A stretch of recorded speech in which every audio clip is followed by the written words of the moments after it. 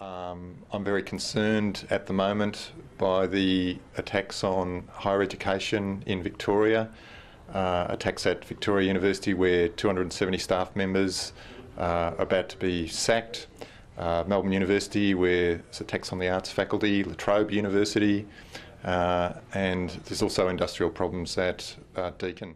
I think one of the biggest issues for casual tutors at the moment is the amount of unpaid work that we have to do. And I think this stems from chronic underfunding, both from the government over the last decade and from the faculties having to cut budgets and making those decisions.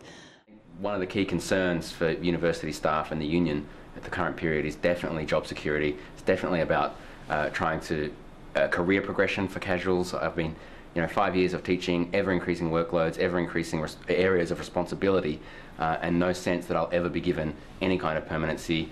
How am I going to raise my family? How am I going to get a house? How am I going to be able to guarantee that I'm even going to have a job in the next 12-week period? This had to be utter crap. We've been told just before exams, there's no student input. We've been told that this is all for our benefit and it's all for buildings, and I just felt outraged. I felt really angry that we hadn't been advised as to what was going to happen to our lecturers. Workloads are getting out of hand. It's very difficult planning with such short notice. The trimester system is making it much harder for general staff and academic staff. And I find it really hard to actually get in contact with my lecturers. There's only sessional lecturers, and it's really hard to get contact time to actually be able to complete the course because the lecturers are all overworked, underpaid. We're facing mass redundancies and want the university to understand that all jobs have merit and that it's not really the fault of staff that there has been mismanagement and that university is short of funds. We want all staff to be respected for their job, whatever that job might be.